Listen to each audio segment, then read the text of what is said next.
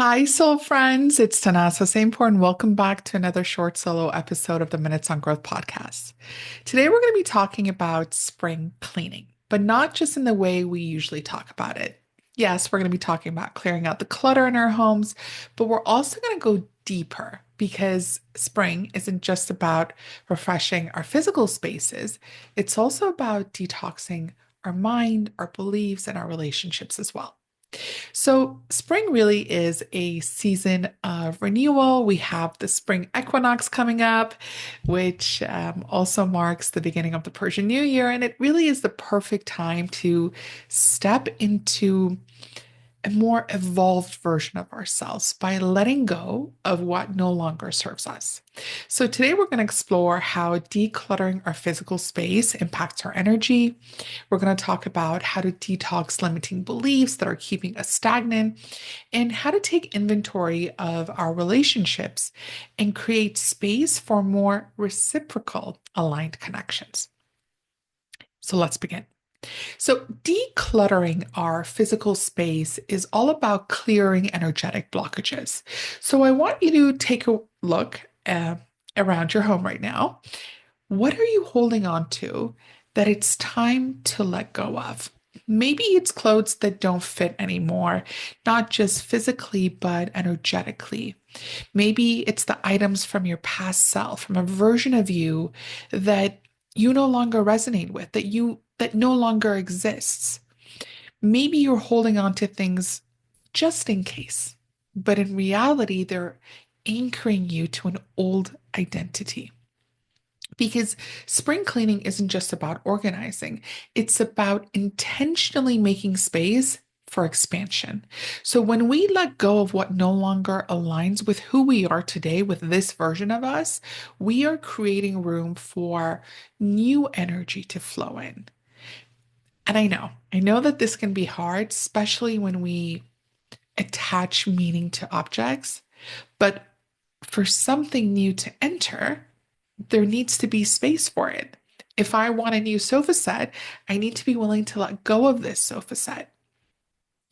Or if you're holding on to clothes that don't fit you anymore in the hopes that one day you'll wear them again, I invite you to ask yourself, am I holding on tightly to an old version of myself that doesn't currently exist? And let's take it a step further. Am I resisting accepting myself as I am today? Because true transformation doesn't come from shame or judgment. We don't change by criticizing ourselves into a new version. We change by accepting where we are and moving forward with love, with compassion, with understanding. And I want you to trust that if and when the time comes, you can always call new things into your life. You can always purchase something that is your size now, that you feel comfortable and that makes you feel good about yourself.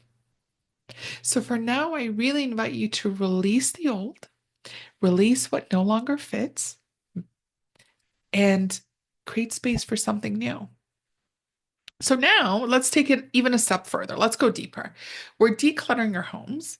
We're letting go of what no longer fits, what, no longer sparks joy into our life, that we know, can find a better home somewhere else and someone else can appreciate it and love it and honor it more than us.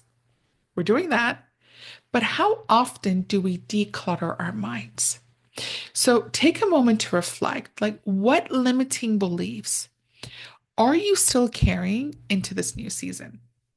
And one of my favorite ways to become aware of limiting beliefs in the subconscious is to take inventory of my relationship with different areas in my life. So, my relationship with my career, my relationship with finances, friends, family, significant other, health, home. Out of 10, how good does that relationship feel? How fulfilled do I feel? How satisfied do I feel? And if I'm scoring low, it usually is a signal that there is this limiting belief in my subconscious that I need to become aware of. Here's some, prompts to get you going. Like, are you telling yourself, I should be doing this or I can't be doing that? Are you looking for evidence against yourself instead of evidence for your potential? And then where are these beliefs coming from? Are they truly yours, or were they conditioned into you by family, by society, or past experiences? So, one of my friends recently got out of a bad relationship and a challenging relationship, and she kept sending me videos with titles like All Men Are Narcissists and All Men Cheat. And it became a constant cycle. She was consuming this content day and night, sharing it, and reinforcing the belief that healthy love wasn't possible, like it doesn't exist. And so I told her, I was like, you need to stop entertaining this content because your algorithm is going to flood you with more of it. And I asked her, I was like, how does watching these videos actually make you feel? And so, after reflecting on it, she was like, it makes me feel worse. And I said, okay, well, what do you ultimately want? What is your desire? She said she wanted to be in a healthy relationship. So I told her, then is it serving you to keep consuming content that reinforces the belief that healthy relationships don't exist? She was like, no. And so I asked her, like, what would actually help you feel empowered? What would bring more hope into your life? Her response was, if I saw more examples of healthy, couples. Exactly. So I was like, train your algorithm to show you that. Seek out evidence that what you want is possible. And this isn't just about social media, it's actually about how our brains work. So let's geek out for a moment and let me share the science behind it. So, the reticular activating system is a network in our brainstem that acts as a filter. It's going to prioritize what we pay attention to based on what we already believe. Because remember, the brain is designed for survival to keep you safe. So it doesn't want to bring something that is unfamiliar into, the territory. So if you keep telling yourself that all men are cheaters, your brain will subconsciously seek out evidence to support that belief. It will notice stories of infidelity. It will reinforce the idea, and it's going to ignore counter evidence of healthy relationships. And this is what we call confirmation bias. Our brain actively looks for proof that aligns with our pre existing beliefs, and it discards anything that contradicts it. Now, I want us to talk about neuroplasticity. So, it's the brain's ability to rewire and form new neural pathways based on repeated thoughts, behaviors, and experiences. So, if you repeatedly consume negative relationship content, you're going to strengthen the neural pathways that associate love with betrayal, toxicity, and fear. But here's the good part. If you intentionally consume content about secure, evolving relationships, your brain will literally rewire itself to believe in healthy love. Don't just take my word for it. Now, studies are showing that what we consume online affects our emotional state. So, research from the Journal of Cyberpsychology, Behavior, and Social Networking found that exposure to negative content online increases anxiety, stress, and hopelessness. On the other hand, studies from positive psychology research show that consuming uplifting content, it can increase feelings of optimism, motivation, and impact our actions. And for me as a relationship coach and as someone who deeply desires to experience healthy, fulfilling love, I make a conscious effort to engage with content that supports my belief in healthy relationships. And I had to rewire that too, because healthy relationships weren't modeled to me growing up. So I had to be intentional with seeking out evidence for that desire, for that experience that I wanted. So I follow therapists, neuroscientists, couples who share, research-backed tools. I love to know the science behind things. So I'm all about, diving into the research and the studies. But I want evidence for building healthy love. So I'm studying, neuroplasticity, relational intelligence, communication techniques, and I'm only interacting and like liking and commenting on content that reflects that vision, that reflects that experience of reality for me. And so my algorithm has adjusted. I don't even see the content that she was sending me on my feed on a regular basis. Like, unless she had sent it to me, I wouldn't have seen it. And so it's the same in life beyond social media. What we choose to focus on, believe in, and repeatedly expose ourselves to shapes our experience of reality. Because our experience of reality is based on our beliefs, our thoughts, our opinions, and our perceptions. If we want to shift that, we need to shift these four. So if you want to shift your beliefs and rewire, your brain for something more expansive that feels more expansive in your heart, in your chest, your body, you got to start by curating your inputs, what you're putting into it.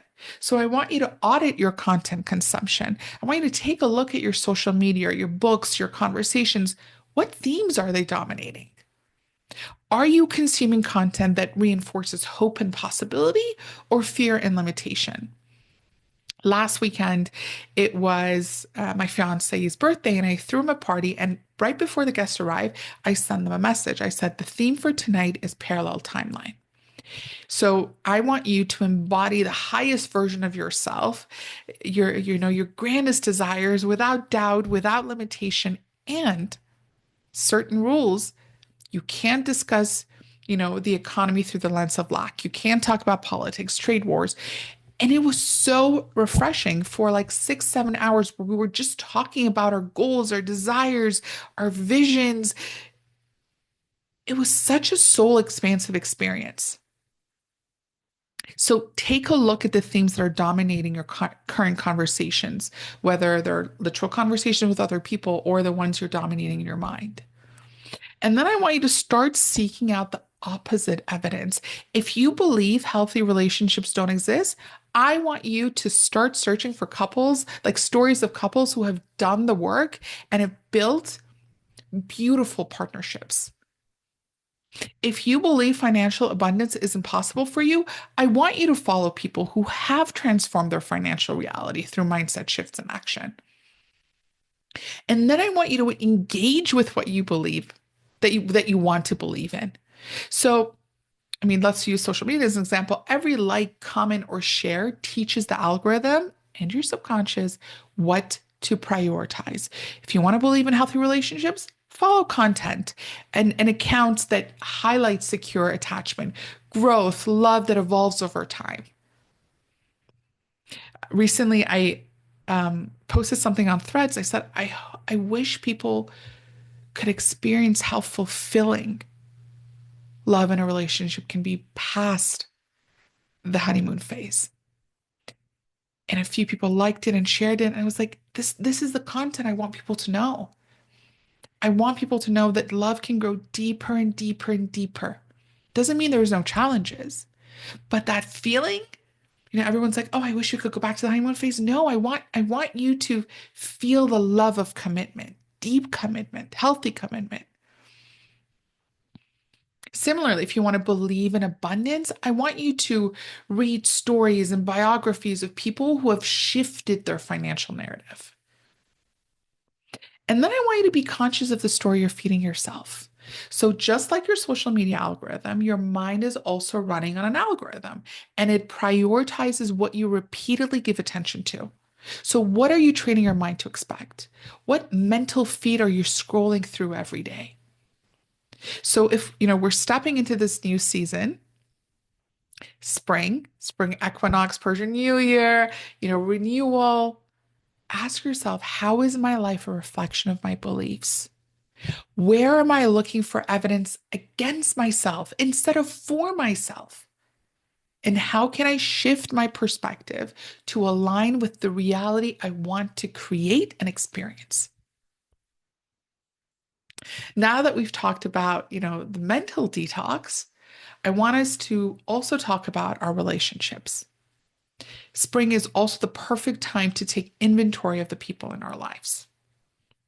So ask yourself, are my relationships reciprocal in nature?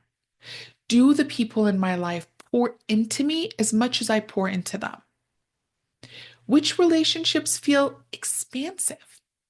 Which ones feel draining? Get curious with it. Get curious with how your body feels around certain people. Are there conversations that I'm avoiding that need to happen? And take it even a step further, even with myself. How am I showing up in my relationships? What's the energy I'm taking into spaces? Am I being a good friend? Am I being a good partner, a good family member? Am I showing up for the people that I love in a way that aligns with my values? Again, am I bringing the energy that I want to receive? My best friends and I, we talk about within relationships often with one another. And we do so to remind each other that, hey, relationships aren't about just what we get, they're about what we contribute, what we give, the yin, the yang, the giving, the receiving. If we want to experience deep, fulfilling, soul nourishing, like expansive, like coming out of your chest relationships, we have to be willing to do the work, to reflect, to adjust, to communicate, to learn, and to show up as a more evolved version of ourselves. So, as we are stepping into spring, let's not just clean out our closets and our living rooms and our kitchens, but let's also clean out our energy, our minds, our connections. You know, with spring equinox, of course, comes rebirth and renewal. We see this in nature. And I hope that we can take, this lesson from nature, this energy from nature, and release what no longer serves us physically, mentally, emotionally, for us to create space for new, aligned, expansive energy to enter and to shift our mindset and subconscious patterns, to become aware of those patterns and to shift them to better support our growth.